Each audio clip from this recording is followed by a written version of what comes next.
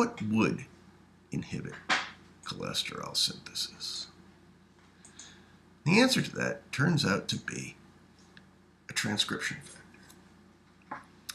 SREBP is the sterol response element binding protein. It's a transcription factor. Transcription factors bind to the regulatory regions of genes, leading to their being transcribed or not, the rate at which they are transcribed. Without SREBP, the LDL receptor gene is not transcribed. Without SREBP, the HMG-CoA reductase gene is not transcribed. As long as that protein is bound to these genes, however, you do get transcription, you do get LDL receptors made, and you do get the rate-limiting step catalyzing enzyme HMGR made. But cholesterol blocks SREBP activity, prevents it from getting to these genes. So when cholesterol levels rise, the amount of reductase made decreases. The amount of LDL receptors decrease.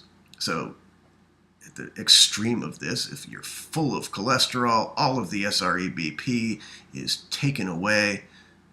RNA polymerase never binds these genes. You end up with no reductase. You end up with no receptors.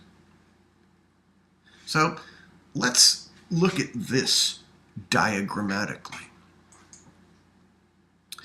Let's make a diagram of the homeostasis within the liver for cholesterol. So, cholesterol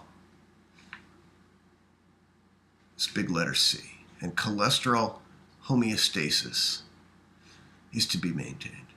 How? Well, where does cholesterol come from? There's an enzyme that makes cholesterol. It doesn't make cholesterol exactly, but it catalyzes the rate-limiting step. So when this enzyme's active, you make more cholesterol, and that's called HMGR. There are also receptors that take in cholesterol in LDL packaging. So LDLs are taken in by the cell. Now, it's also true that in a way that is not regulated based on how much LDL is in the blood, whose regulation we really just don't know much about. The liver cell is the source of these low-density proteins, and yet we think of the uptake of these low-density lipoproteins as one of the sources of cholesterol. So here's a loop. No regulation here. All of the regulation of how much LDL is in the blood is that rate is only altered by the rate of its uptake back into liver cells. Okay, what happens when this low-density lipoprotein binds to a receptor?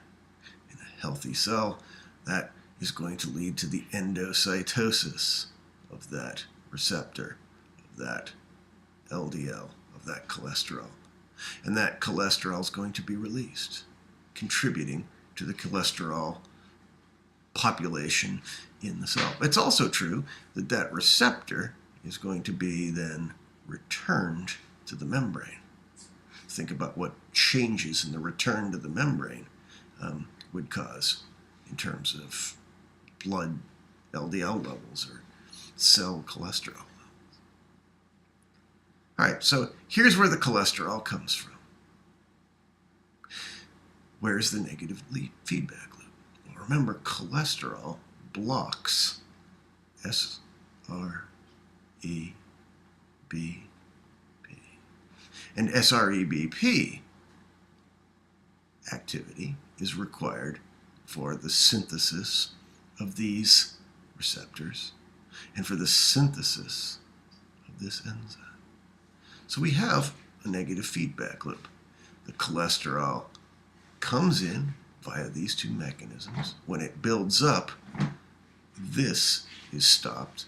The only reason that cholesterol could be coming in the first place is that this protein led to the manufacture of these proteins. So if I reduce the activity of SREBP, I reduce the activity of both of these proteins. What's the deal with familial hypercholesterolemia? Well, in familial hypercholesterolemia, they don't have the receptor. And so they're not taking in as much cholesterol. And so there's temporarily going to be more SREBP activity. And so there's going to be more HMGR activity. And so now you're going to have more production until, of course, you come back up to homeostatic levels of cholesterol, in which case the SREBP does get blocked and you don't make any more of the enzyme. So cholesterol homeostasis is maintained, but none of that cholesterol's coming from the blood-borne LDLs. So the LDLs start to build up out in the blood because there's nothing to take them up. LDL synthesis, LDL release is not changing.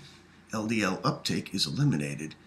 The same amount of cholesterol in the cells, only because you're making more, way more cholesterol in the form of LDLs in the blood.